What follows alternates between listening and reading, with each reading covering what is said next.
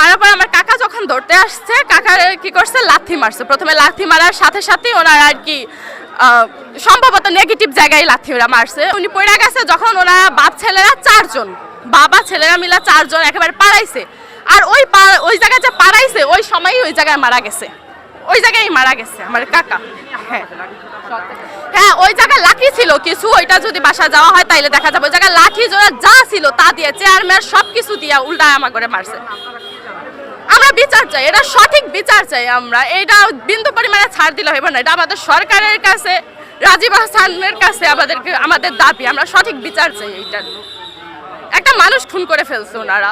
আপন চাস্তু ভাই, ঘটনা বিগত 25 বছর আগে কাজ শুরু করছিল, সেই কাজ সমাপ্তি করছে 2026 সালে। তখন থেকে 2020 সালে এসে দাবি করতে তার কাছে টাকা পাবে। টাকা করছে যে কন্ট্রাক্টর, তার সাথে কোনো কন্ট্রাক্ট ছিল না, সে রোজে কাজ করতো, রোজ পেমেন্ট রোজ নিত। 2026 সালে 22 সালে এসে বলতেছে যে আমি কিছু টাকা পাবো। তখন বলতে আমি টাকা পরিশোধ করে দিছি।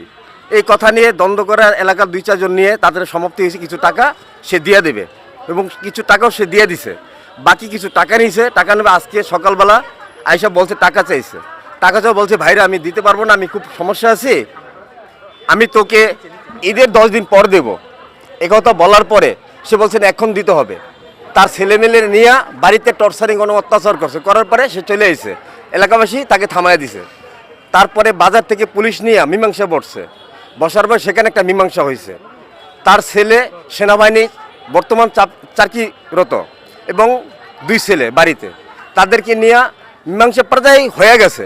তারপর উল্টাপাল্টা কথা নিয়ে আমাদের উপরে আক্রমণ করে আমার ভাইকে জায়গায় ডেট করে ফেলছে।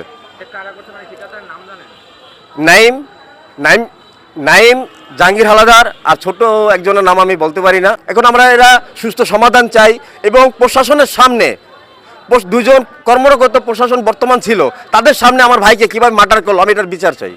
মনে গেছে সারাই দিতে ওনার উপরেই তো জিত ছিল। ওনার এক পর্যায়ে যায় পাড়ায় ওই যে প্রথম লাথি দিছে, এইখানে লাথি দেওয়ার পরে মানে ওনার পইরা গেছে। ওই পইরা যাওয়া অবস্থায় ওরা 3 বাপে পুতে আর হলো 4 জনে ধরে পাড়াইছে। একদম পাড়ানোর পরে নাম হলো নাইম, সেনাবাহিনী, উনি পরিচয় দেয়। আর হলো তুহিন ছোটটা, আর হলো জাফর মেজোটা। লাথিটা দিছিল নাইম, আর হলো তার বাপে ধরে রাখছে জাহাঙ্গীর হাওলাদার। ওনার ক্ষমতা বিএমপির কি জানি একটা পোস্টে আছে। উনি ওই উপলক্ষে আর কি এলাকায় বিভিন্ন ইয়েটা করে, বিভিন্ন মানুষের লগে এরকম আরও অনেক আছে। 6 মাস আগে আমারও ধরে নিয়ে বাসাতে নিয়ে ফোন দেওয়া এক পোলাপাইন দিয়ে আমার নিয়ে মারাইছে। তো আমি ওই জন্য বাড়িতে আসতামও না। তারপরে এই যে আসলাম, আইসে ওইখানে দাঁড়াইছিলাম, আমার কোনো ইয়েও ছিল না। তো আমার বোনের মারার অবস্থায় আমি আর কি ধরছি শুধু, এই অবস্থায় আর কি আমারে মারছে। এই যে আমার এইখানে কোপ দিছে, তারপরে যে এইখানে কোপ দিছে, আমার এইখান থেকে এত বড় একটা বের করছে। তো ওরা টাকাটা মনে হয় আরও 24 বছর আগের কি সেটা ওনাদের একটা বিল্ডিং করছে, ওই বিল্ডিংয়ের কি হিসাব কিতাব জানি, ওইটা তো আমি জানি না, বলতে পারবো না সঠিকভাবে, ওইটা উনি বলতে পারতো। তো কিছু টাকা দাবি করছে, 80,000 না কয় টাকা দাবি করছে। তো 30,000 টাকা দিয়া দিছে, ফোন দিছে মতো বিকাশে নাদের, ওইটা সবাই স্বীকার করছে যে 30,000 টাকা দেওয়া হয়েছে। দেওয়ার পরেও আরও 50,000 টাকা দাবি করছে, যে 50,000 টাকা দিতে হবে 24 বছর পরে আজকে। আর উনি বলতেছে যে এটা চান্দা দাবি করতেছে ওনারা।